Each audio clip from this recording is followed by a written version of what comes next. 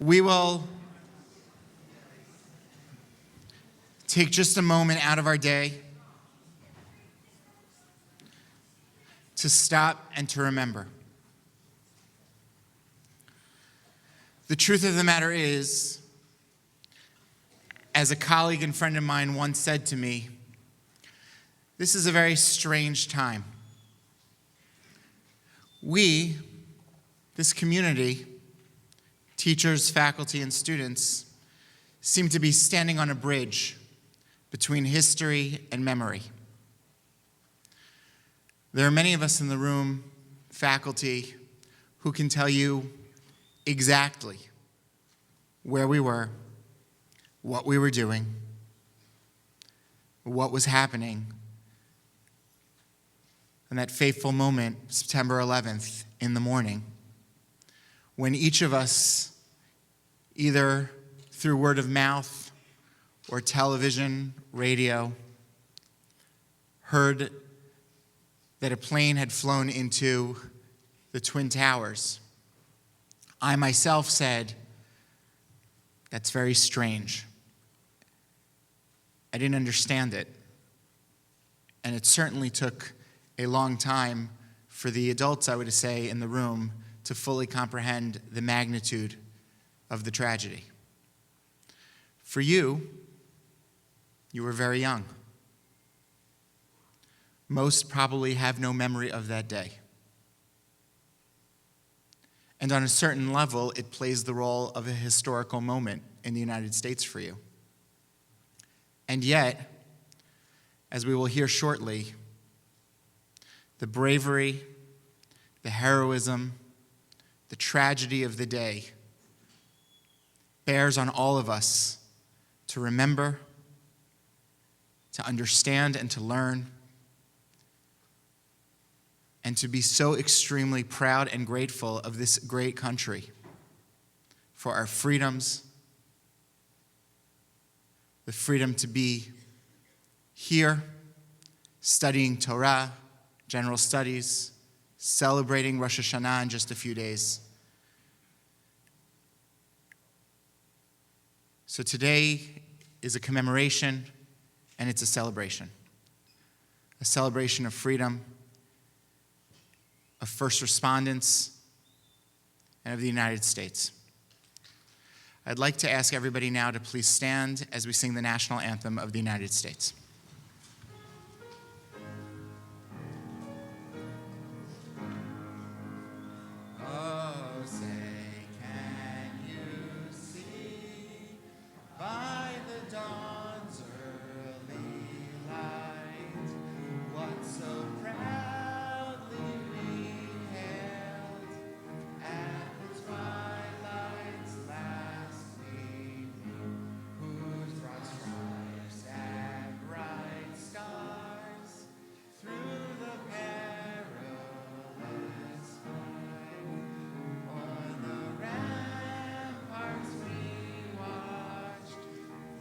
So gallantly streaming, and the rockets' red glare, the bombs bursting in air, gave proof through the night that our flag was still there.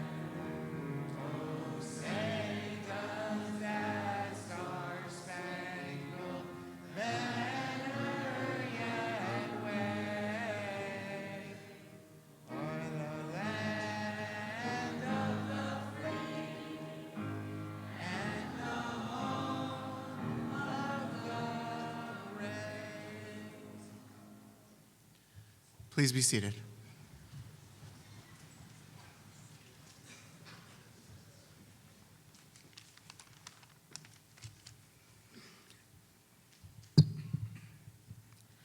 On September 11, 2001, just 14 years ago, 19 terrorists hijacked 4 commercial jetliners and used them as weapons to fly into 4 iconic American sites: the North and South Towers of the World Trade Center, Pentagon, and one that was most likely intended for the Capitol crashed in a field in Pennsylvania. There were almost 3,000 casualties. Echoing what Dr. Shinar said, you can go up to anyone in this country and they will tell you exactly where they were when the first plane hit the North Tower. They will tell you the first thought they had and the first phone call they made. Anyone can tell you this except us, the students sitting in this room. We are the first generation not to remember the tragic events of 9/11 firsthand. This is a very interesting place to be. The attacks on the World Trade Center seem like history to us. We don't envision the New York skyline with the Twin Towers because we've never seen it that way. I believe this is why taking time out of our day this morning to commemorate the lives we've lost 14 years ago was so crucial. We, the students, do not understand the feeling of watching airplanes, commercial airplanes that we fly on with comfort all the time, crash into two of the most important buildings in the world. We do not understand what it means to crowd around a television, anxiously waiting for more information to present itself while feeling an immediate threat of national security. We need to come together as a school to commemorate today, because we as students cannot commemorate on our own. Please turn your attention to the screen.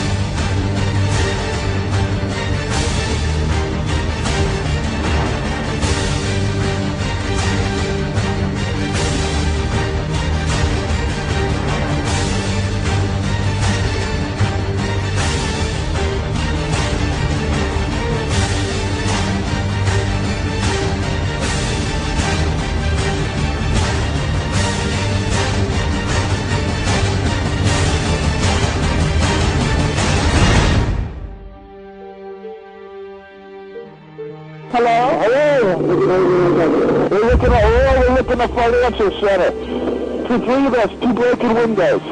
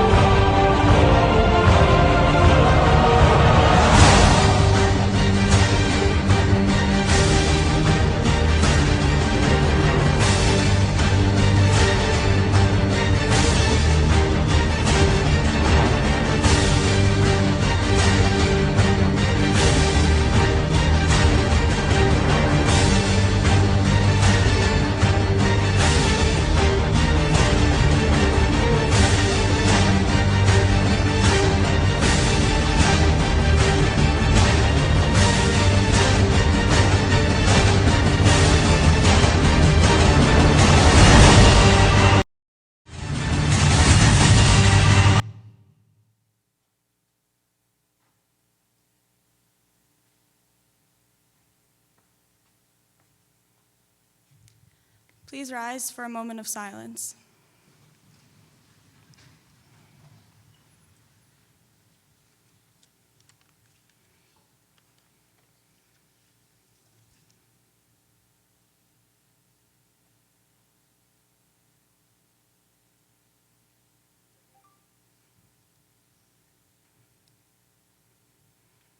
Please be seated.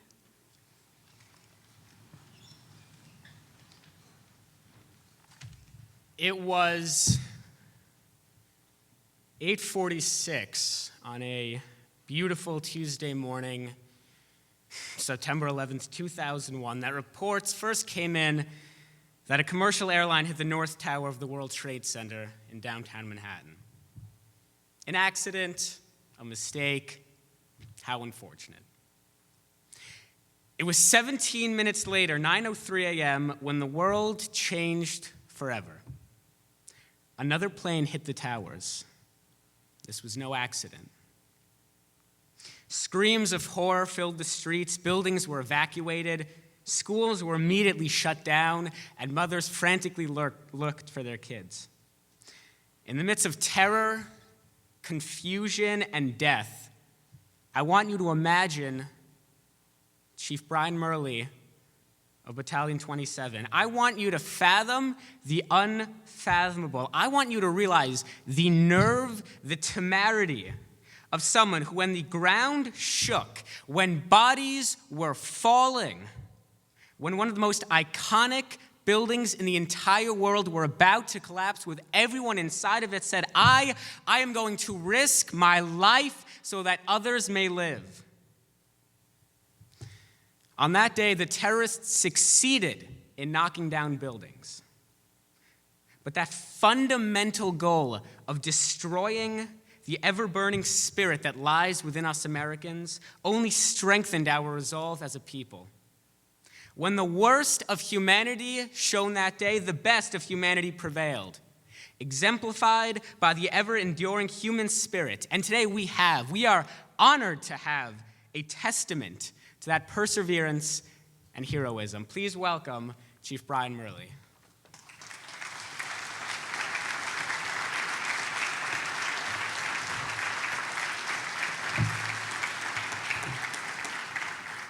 Thank you.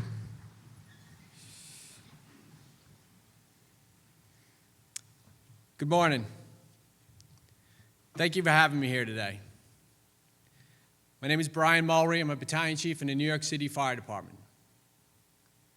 As you know, 343 of my fellow firefighters died on this day, September 11, 2001. After 14 years, that number is still too high to comprehend. Not to mention the almost 3,000 other innocent victims, those on the planes, those in the towers, and those in the Pentagon. My own story is not too compelling or exciting, and I'm grateful for that. But it's hard for me not to think of all the lives that were impacted as a result of this inconceivable act, and how all of our lives have been changed forever.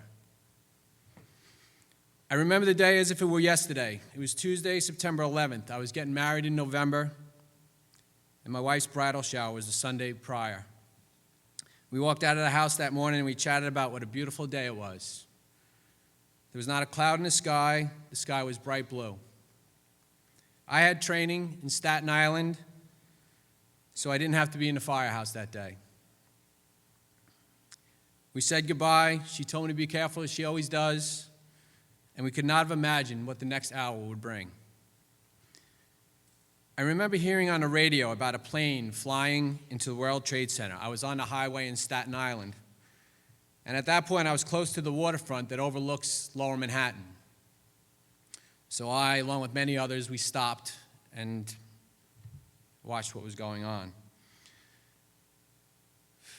We watched the smoke billow from the first tower hit, and then watched in disbelief as a second plane flew through the sky into the South Tower. We were all just in shock, and I got in my car and I headed toward my firehouse in Upper Manhattan. While driving there, I remember a fire truck on the highway responding from Staten Island, Rescue Company 5.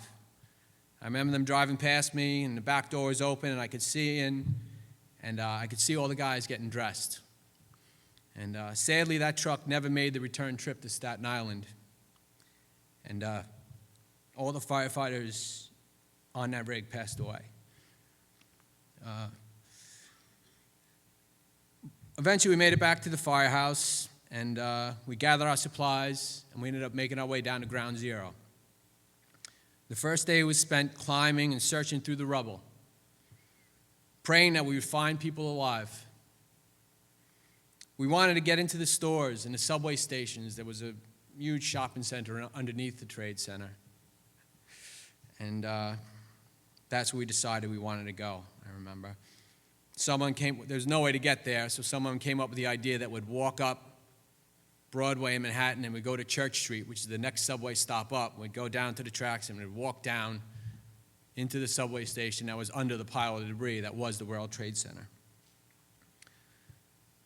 We spent the night searching this area of rubble and stores that was beneath the pile in hopes of finding people in need of help that were trapped, but there were none. As the days wore on, the sad realization that we were only going to recover bodies hit everybody hard.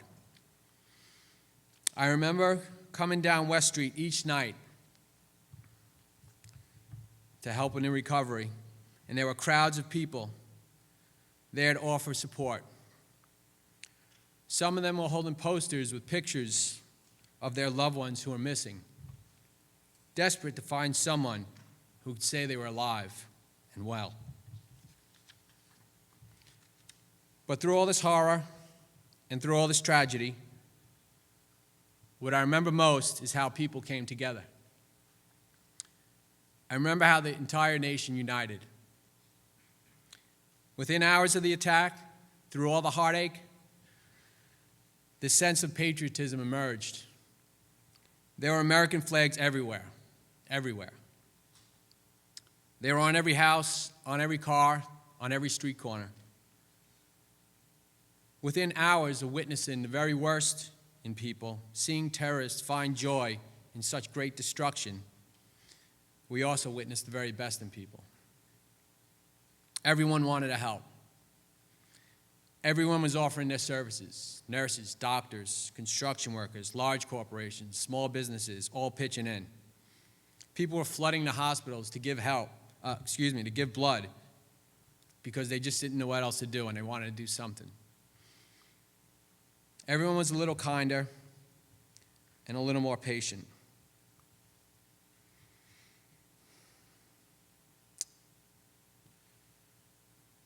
People call us heroes,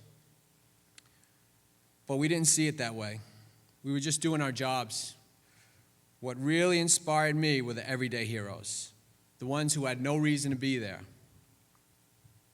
the ones who could have run in the other direction but chose to stay and help. And some of them lost their lives as a result. These people were the real heroes. In front of every firehouse, strangers were leaving flowers and making food and writing us cards. Or they would stop by just to offer condolences or say thank you. I've never been more proud to be an American and to be a firefighter. An entire nation united from these attacks. The intention of the attacks was to destroy America, but it did exactly the opposite. It united us.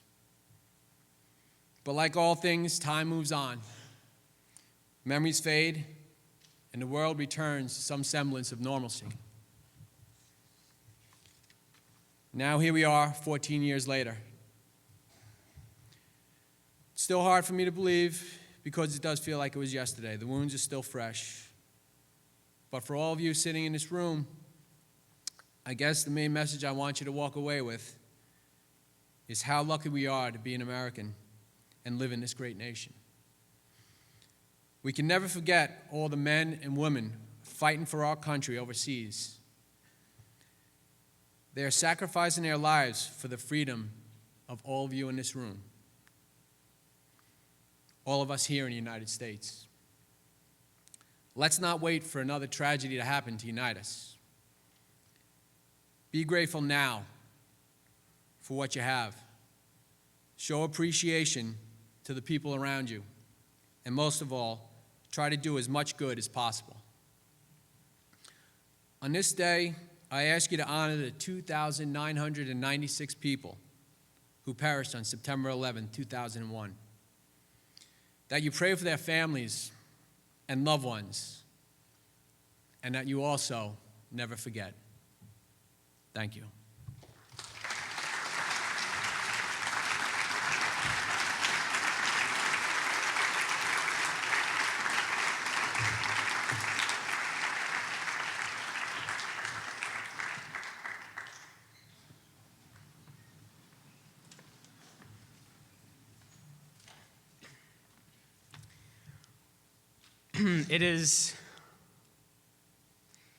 It's my belief, and is repeated often, that leaders are not defined by power. Power is retractable. Power does not define strength.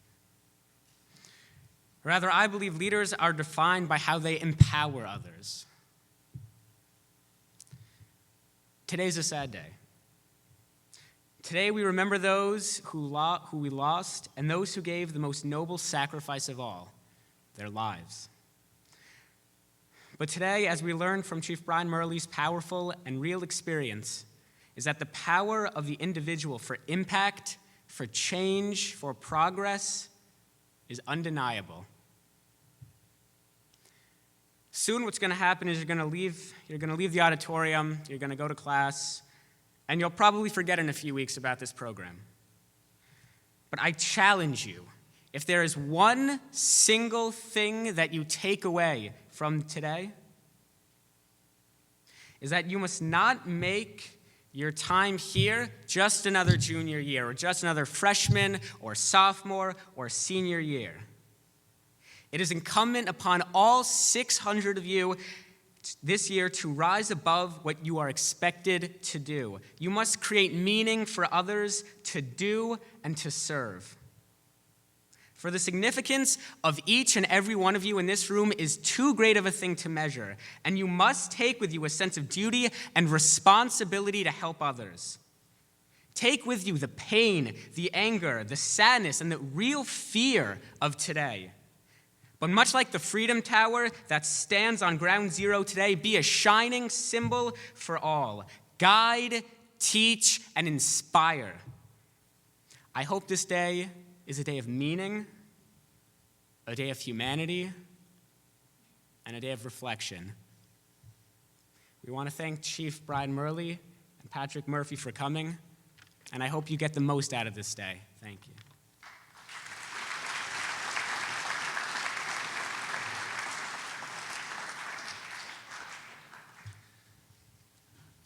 Thank you. I want to echo Shabi's words and talk about Shabi and Jessa's leadership in making this program happen today. On behalf of the student government, we are really so grateful to you for making this your first priority of the school year and for teaching us all a tremendously valuable and important lesson, really what's important to us and what should matter. So thank you so much to both of you for your leadership.